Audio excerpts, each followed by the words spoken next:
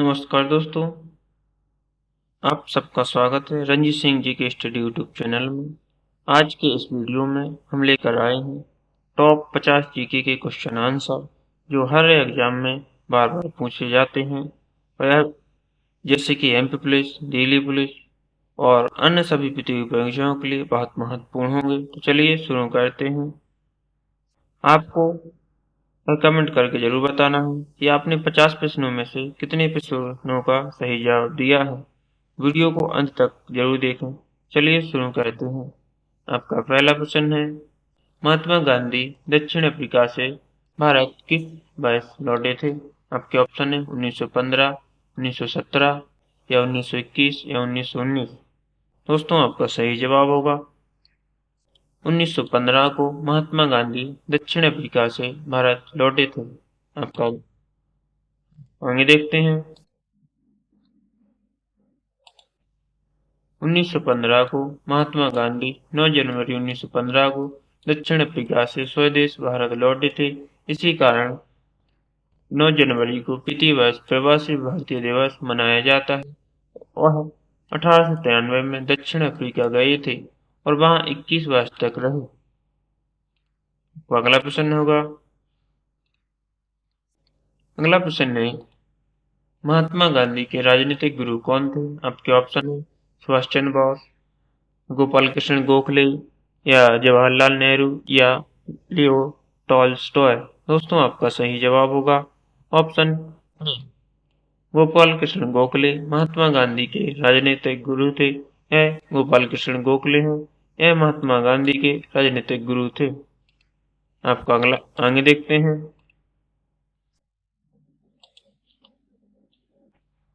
गोपाल कृष्ण गोखले महात्मा गांधी के राजनीतिक गुरु थे।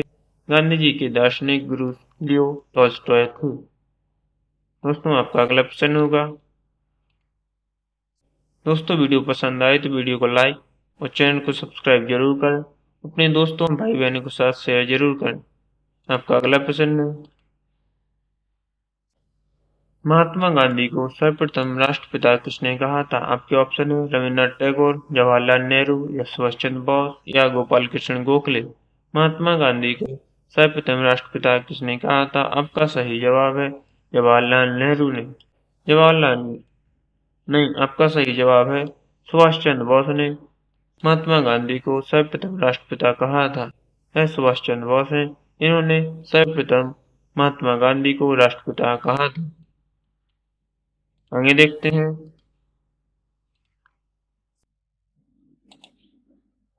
सुभाष चंद्र बोस महात्मा गांधी को सर्वप्रथम राष्ट्रपिता या सुभाष चंद्र बोस ने कहा था? सुभाष चंद्र बोस को गांधी जी ने देशभक्तों का राजकुमार कहा था। आपका अगला प्रश्न होगा। अगला प्रश्न है, महात्मा गांधी ने भारत में अपना पहला सफल सत्याग्रह आरंभ किया था। आपके ऑप्शन है अहमदाबाद, दांडी में या चंपारण में या कलकत्ता। इसका सही जवाब होगा चंपारण से। आगे देखते हैं।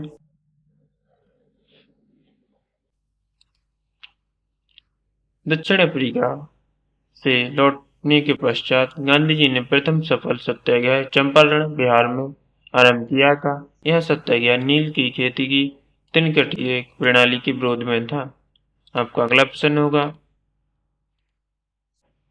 अगला प्रश्न है, महात्मा गांधी ने किस आंदोलन के दौरान भूख हड़ताल को एक हथियार के रूप में पहली बार प्रयोग किया था? आपके ऑप्शन है चंपारण सत्याग्रह या असहयोग आंदोलन या 1918 का अहमदाबाद मिल मजदूर हड़ताल या भारत छोड़ो आंदोलन। आपका सही जवाब होगा 1918 का अहमदाबाद मिल मजदूर हड़ताल। आगे देखते हैं। 1918 अहमदाबाद मिल मजदूर हड़ताल है। महात्मा गांधी ने भूख हड़ताल एक हथियार के रूप में पहली बार 1918 के अहमदाबाद मिल मजदूर हड़ताल में किया था। आपका अगला प्रश्न होगा। अगला प्रश्न है, करो या मरो का मंत्र किस आंदोलन के दौरान दिया गया था?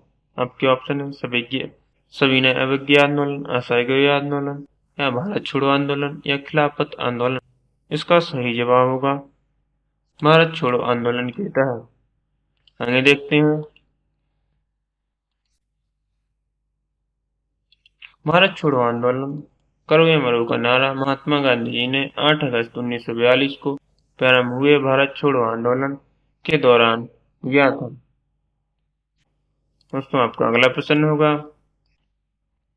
अगला प्रश्न है, माई एक्सपेरिमेंट विद ट्रूथ, सत्य के साथ मेरे प्रयोग के रचनाकार कौन है? इसके रचनाकार महात्मा गांधी हैं। आगे देखते हैं।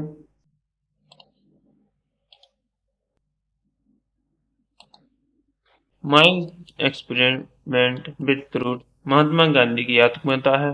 यह पुस्तक मूल रूप से गुजराती में लिखी गई है। आपका अगला प्रश्न होगा। अगला प्रश्न है, महात्मा गांधी जी की हत्या किस वजह से हुई थी? महात्मा गांधी जी की हत्या किस वजह से हुई थी? महात्मा गांधी जी की हत्या 30 जनवरी 1948 को हुई थी। आगे देखते हैं। महात्मा गांधी जी की हत्या 30 जनवरी 1948 को नाथूराम गोडसे द्वारा बिरला भवन, दिल्ली में गोली मारकर हत्या की गई थी। 30 जनवरी को प्रतिवर्ष शहीद दिवस मनाया जाता है। आपका अगला प्रश्न होगा। अगला प्रश्न है, महात्मा गांधी ने किस कानून को काला कानून कहा था?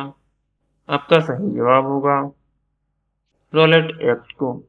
महात्मा गांधी जी ने काला कानून रॉलेट एक्ट को कहा था। आगे देखते हैं।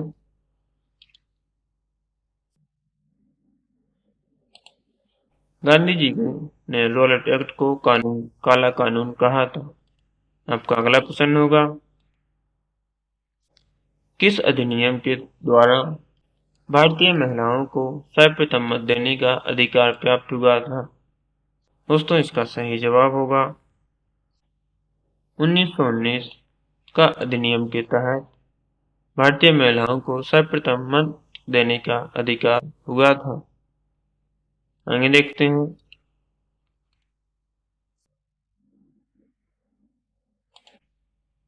आपको अगला प्रश्न है, तीनों गोलमेज सम्मेलन में भाग लेने वाले एकमात्र भारतीय कौन थे? आपके ऑप्शन है महात्मा गांधी, जवाहरलाल नेहरू, भीमराव अम्बेडकर या सरदार वल्लभ भाई पटेल।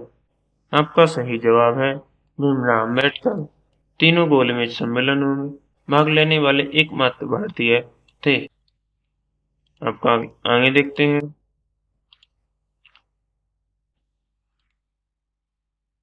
भीमराव अम्बेडकर, जिन्हें संविधान का जनक भी कहा जाता है, तीनों गोलमेज सम्मेलनों में भाग लेने वाले एकमात्र भारतीय थे।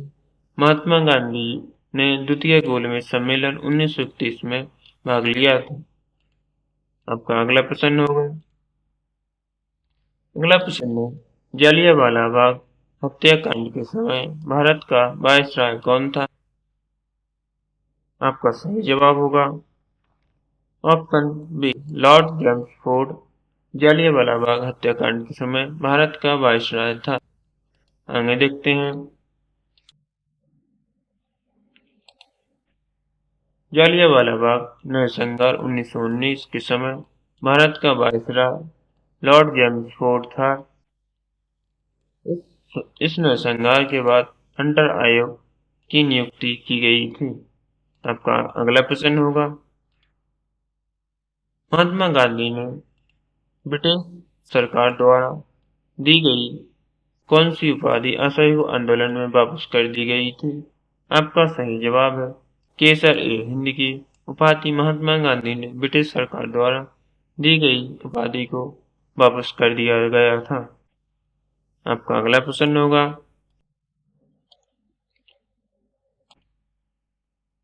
आपका अगला प्रश्न है, भारत एवं पाकिस्तान का विभाजन किस योजना के तहत हुआ था? आपके ऑप्शन है क्रिप्स मिशन, कैबिनेट मिशन, पुनः समझौता या माउंटबेटन योजना के तहत।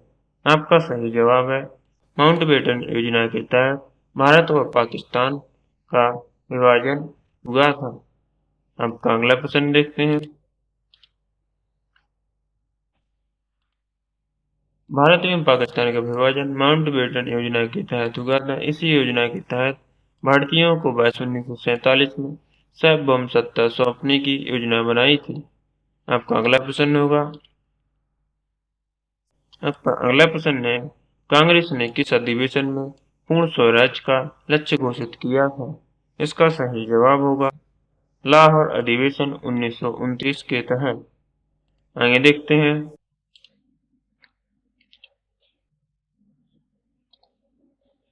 कांग्रेस का 1929 का अधिवेशन जिसमें पूर्ण स्वराज का एक लक्ष्य घोषित किया गया था और लाहौर में हुआ था। आपका अगला प्रश्न होगा, आपका अगला प्रश्न है, मुस्लिम लीग ने एक पृथक राष्ट्र का संकल्प पाकिस्तान प्रस्ताव किस वर्ष स्वीकार किया था? दोस्तों इसका सही जवाब होगा 1940 के तहत। आगे देखते हैं,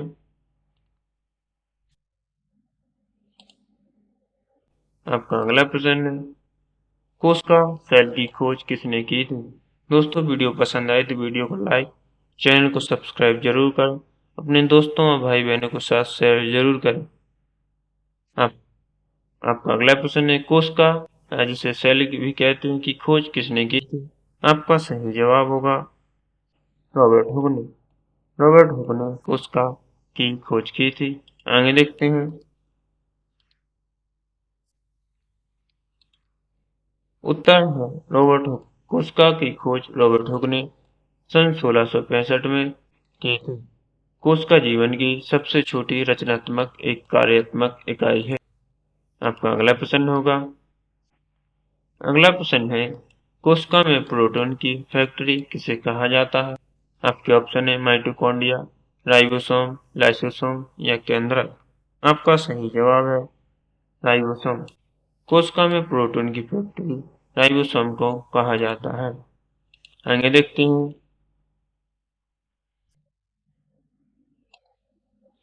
राइबोसोम को प्रोटीन की फैक्ट्री कहा जाता है। राइबोसोम आरएनए तथा प्रोटीन के बने होते हैं।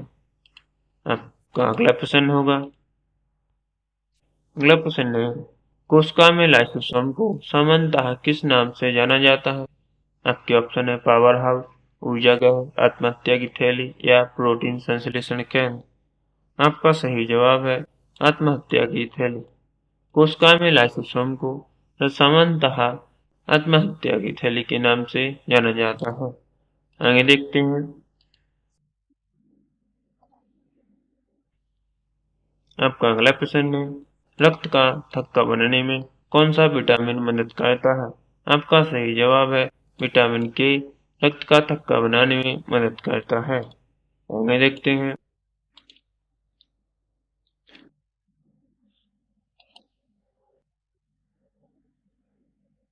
रक्त को थक्का बनाने में विटामिन के मदद करता है। रक्त का थक्का बनाने के लिए अनिवार्य प्रोटीन फाइब्रोनोजन है। आपका अगला प्रश्न होगा, आपका अगला प्रश्न है, मनुष्य के शरीर में जल की मात्रा लगभग कितने प्रतिशत होती है? आपका सही जवाब है 65 से 80% मनुष्य के शरीर में जल की मात्रा होती है। आप आगे देखते हैं,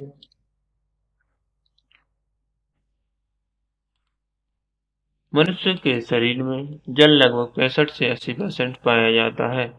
आपका अगला प्रश्न होगा, सर्वदाता रक्त समूह कौन सा है? आपके ऑप्शन है ए या ए बी या बी या ओ। सर्वदाता रक्त समूह कौन सा है? आपका सही जवाब है ओ। ओ एक ऐसा रक्त समूह है जो सर्वदाता रक्त समूह कहलाता है। आपका अगला प्रश्न होगा, ओ ब्लड ग्रुप वाला सर्वदाता रक्त समूह कहलाता है। रक्त समूह की खोज लैंड स्टेनर ने 1901 में की।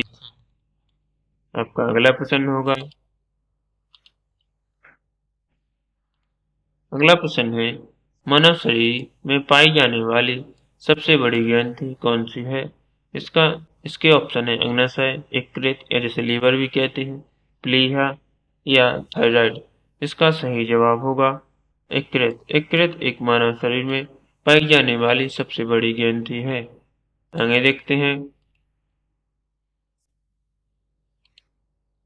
आपका अगला प्रश्न है, पौधों में प्रकाश संश्लेषण की क्रिया सबसे तेज किस रंग के प्रकाश में होती है? आपके ऑप्शन नीला रंग, बैंगनी रंग, लाल रंग या हरा रंग। इसका सही जवाब है लाल रंग। पौधों में प्रकाश संश्लेषण की क्रिया सबसे तेज लाल रंग में होती है। आगे देखते हैं।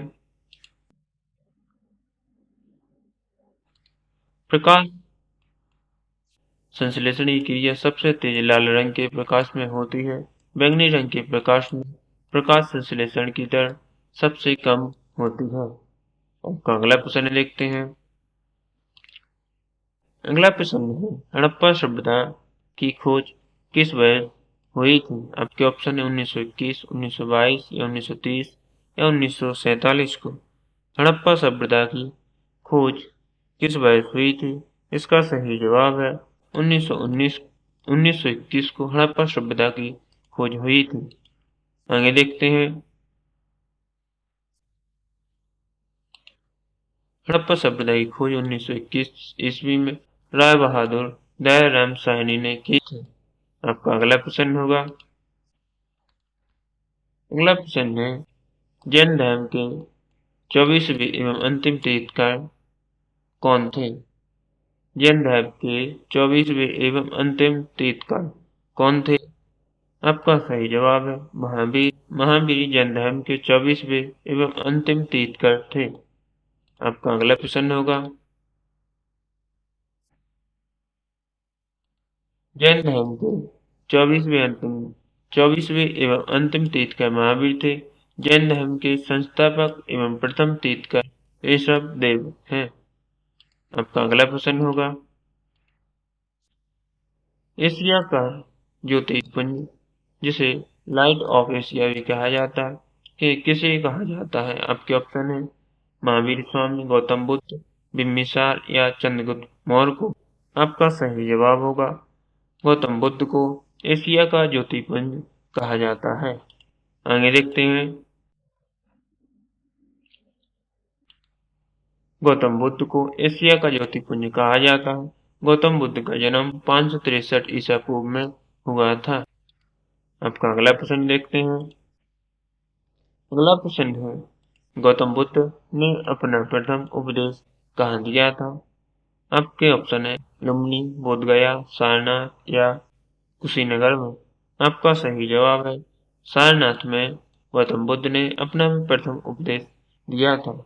आगे देखते हैं। बुद्ध ने अपना प्रथम उपदेश सारनाथ में दिया था।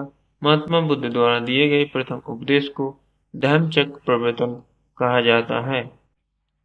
आपका अगला प्रश्न देखते हैं।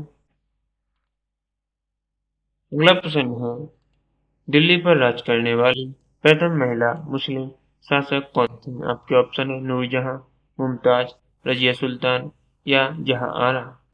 इसका सही जवाब होगा दिल्ली पर राज करने वाली प्रथम महिला मुस्लिम शासक कौन थी? इसका सही जवाब है रजिया सुल्तान। दिल्ली पर राज करने वाली प्रथम महिला मुस्लिम शासक रजिया सुल्तान थी। आगे देखते हैं। रजिया सुल्तान उत्तर भारत की प्रथम मुस्लिम महिला शासक थीं जिन्होंने दिल्ली पर राज किया था। आपका अगला प्रश्न देखते हैं। आपका अगला प्रश्न है, भारत की अर्थव्यवस्था किस प्रकार की है? आपका सही जवाब है भारत की अर्थव्यवस्था मिश्रित अर्थव्यवस्था है। आगे देखते हैं। भारत की अर्थव्यवस्था मिश्रित अर्थव्यवस्था प्रकार की है। मिश्रित अर्थव्यवस्था में निजी क्षेत्र और सरकारी क्षेत्र दोनों की समान भागीदारी होती है। आपका अगला प्रश्न होगा। अगला प्रश्न है, भारतीय अर्थव्यवस्था में सकल राष्ट्रीय उत्पाद में सबसे अधिक योगदान किस क्षेत्र का है?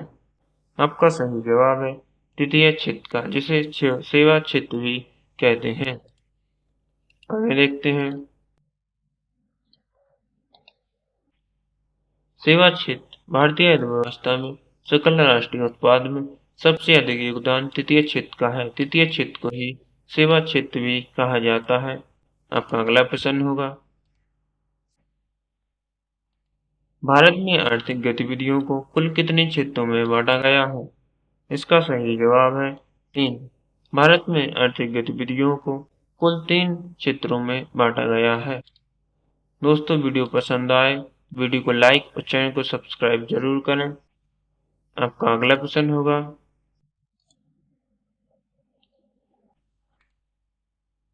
अगला प्रश्न है, भारत में अर्थव्यवस्था राष्ट्रीय आय की गणना प्रयास किसने किया था? इसका सही जवाब है अमर्त्य सेन ने। आगे देखते हैं,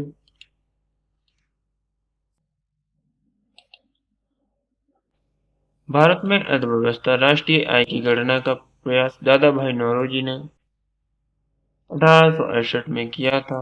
दादा भाई नौरोजी ने अपनी पुस्तक poverty and un-British rule in India में भारत में प्रति व्यक्ति आय 20 रुपये बताई थी। आपका अगला प्रश्न होगा, इसका सही जवाब होगा भारत में राष्ट्रीय आय की गणना सर्वप्रथम दादा भाई नौरोजी ने की थी। आपका अगला प्रश्न होगा,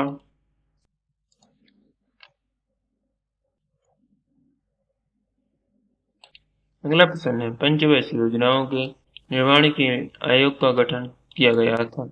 इसका सही जवाब है योजना आयोग के तहत। आगे देखते हैं, भारत में पंचवर्षीय योजनाओं के निर्माण के लिए योजना आयोग का गठन 15 मार्च 1950 को किया गया था। आपका अगला प्रश्न होगा, अगला प्रश्न है, किस पंचवर्षीय योजना का मुख्य उद्देश्य गरीबी उन्मूलन तथा आत्मनिर्भरता की प्राप्ति था? इसका सही जवाब है 5वीं पंचवर्षीय योजना। आगे देखते हैं,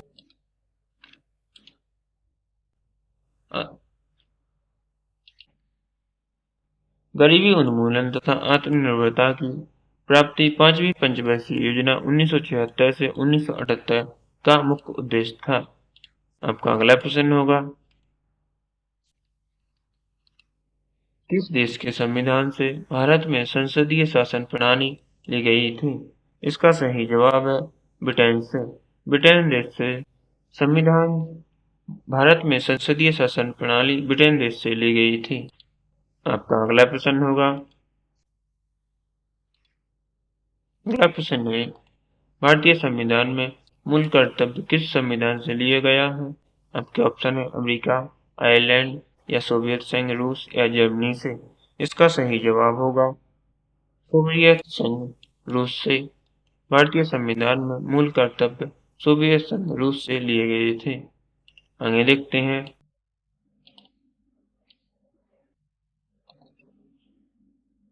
मूल कर्तव्य फंडामेंटल लिबर्टी का विचार पूर्व सोवियत संघ वर्तमान रूस से लिया गया है। यह भाग 4 के काम में अनुच्छेद 51 काम में वर्णित है। आपका अगला प्रश्न होगा, अगला प्रश्न है, भारतीय संविधान के किस अनुच्छेद के तहत राष्ट्रपति किसी दोषी व्यक्ति की सजा को क्षमा कर सकता है? अनुच्छेद 72 के तहत राष्ट्रपति, भारतीय संविधान के अनुसार अनुच्छेद 72 के तहत राष्ट्रपति किसी दोषी व्यक्ति की सजा को क्षमा कर सकता है। आगे देखते हैं, आपका अगला प्रश्न है, किस संविधान संशोधन द्वारा संप्रति के अधिकार को मौलिक अधिकार की सूची से हटाकर विधिक अधिकार किया गया है? इसका सही जवाब होगा 44वां संविधान संशोधन 1978 के तहत। आगे देखते हैं,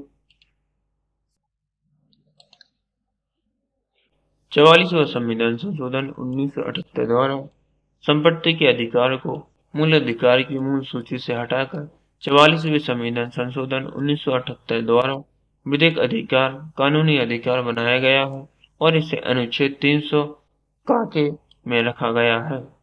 आपका अगला प्रश्न होगा, पंचायती राज संस्थाओं को संवैधानिक दर्जा किस संशोधन द्वारा दिया गया है? दोस्तों, इसका सही जवाब होगा 73वां संविधान संशोधन 1992 के तहत। आपका अगला प्रश्न होगा, इसमें देख लेते हैं मुख्य बिंदु। 73वां संविधान संशोधन 1992 पंचायती राज व्यवस्था से संबंधित है। पंचायती राज का उल्लेख संविधान के भाग 9 में और 11वीं अनुसूची में है। आपका अगला प्रश्न होगा, अगला प्रश्न है, रसायन विज्ञान का जनक किसे कहा जाता है?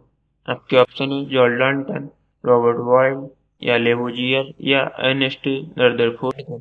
इसका सही जवाब है लेबोजियर को रसायन विज्ञान का जनक कहा जाता है। आगे देखते हैं।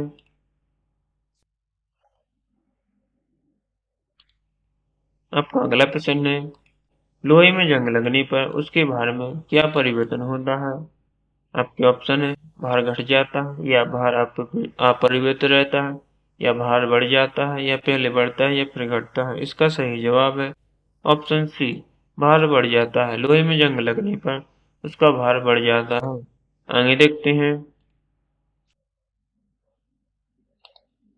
लोहे में जंग लगने पर उसका भार बढ़ जाता है, यह ऑक्सीकरण का एक उदाहरण है।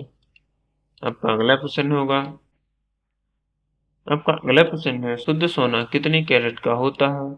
इसका सही जवाब है 24 कैरेट का। शुद्ध सोना 24 कैरेट का होता है। आपका अगला प्रश्न है,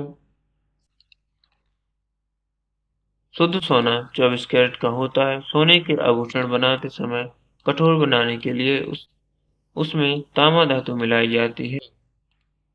आपका अगला प्रश्न होगा, भविष्य का ईंधन फ्यूचर फ्यूल किसे कहा जाता है? आपके ऑप्शन है कोयला, मीथेन, हाइड्रोजन या यूरेनियम का। आपका सही जवाब है हाइड्रोजन को भविष्य का ईंधन कहा जाता है। आपका अगला प्रश्न होगा, आपका अगला प्रश्न, बिजली से लगी आग को बुझाने के लिए किसका उपयोग किया जाता है? बिजली से लगी आग को बुझाने के लिए किसका प्रयोग किया जाता है? आपका सही जवाब है कार्बन टेट्राक्लोराइड का। बिजली से लगी आग बुझाने के लिए कार्बन टेट्राक्लोराइड का उपयोग किया जाता है। आगे देखते हैं। बिजली में लगी आग को बुझाने के लिए कार्बन टेट्राक्लोराइड का प्रयोग किया जाता है। आपका अगला प्रश्न होगा, अगला प्रश्न है, जल का अधिकतम घनत्व तथा न्यूनतम आयतन किस तापमान पर होता है? इसका सही जवाब है ऑप्शन बी, 4 डिग्री सेल्सियस। आगे देखते हैं। 4 डिग्री सेल्सियस पर जल का घनत्व सबसे अधिक तथा आयतन सबसे न्यूनतम होता है। अगला प्रश्न है, दूरी मापने के लिए दूरी मापने की सबसे बड़ी इकाई क्या है? इसका सही जवाब होगा ऑप्शन डी, पारसिक दूरी मापने की सबसे बड़ी इकाई है। आगे देखते हैं। दूरी मापने की सबसे बड़ी इकाई पारसेक है। एक प्रकाश वर्ष बराबर या 1 मीटर बराबर या किलोमीटर बराबर होता है। आपका अगला प्रश्न होगा, ध्वनि का वेग सर्वाधिक किस माध्यम में होता है? आपके ऑप्शन है गैसों में, द्रव्यों में या निर्वात में या ठोस में। ध्वनि का वेग सर्वाधिक किस माध्यम में होता है? इसका सही जवाब है ठोस में। ठोस में ध्वनि का वेग सर्वाधिक होता है। आपका अगला प्रश्न होगा, ध्वनि का वेग सर्वाधिक ठोस जैसे इस्पात या लोहा में होता है। ध्वनि का वेग हवा में 332 मीटर प्रति सेकंड होता है। आपका अगला प्रश्न होगा, अगला प्रश्न है, स्पष्ट दृष्टि की न्यूनतम दूरी कितनी होती है? इसका सही जवाब है 25 सेंटीमीटर। स्पष्ट दृष्टि की न्यूनतम दूरी 25 सेंटीमीटर होती है। आपका अगला प्रश्न होगा, अगला प्रश्न है, कंप्यूटर में रैम का पूर्ण रूप क्या होता है? इसका सही जवाब है रैंडम एक्सेस मेमोरी। रैम का पूर्ण रूप होता है। रैम का पूर्ण रूप रैंडम एक्सेस मेमोरी होता है। दोस्तों, वीडियो पसंद आए तो वीडियो को लाइक करें, चैनल को सब्सक्राइब जरूर करें, जिससे आपको ऐसे ही डेली इम्पोर्टेंट वीडियो देखने को मिलते रहेंगे। रैम का पूर्ण रूप रैंडम एक्सेस मेमोरी होता है और प्राइमरी मेमोरी दो प्रकार की होती है, जिसे रैम और रोम कहते हैं। रैम का full form random access memory होता है। रोम का full form read only memory होता है। दोस्तों, ऐसे ही इम्पोर्टेंट वीडियो देखने के लिए हमारे चैनल को अवश्य सब्सक्राइब करें। आपको कमेंट करके जरूर बताना है कि आपको 50 प्रश्नों में से कितने प्रश्नों का जवाब पहले से ही पता था। दोस्तों, वीडियो पसंद आया हो तो वीडियो को लाइक और चैनल को सब्सक्राइब जरूर करें। वीडियो देखने के लिए धन्यवाद।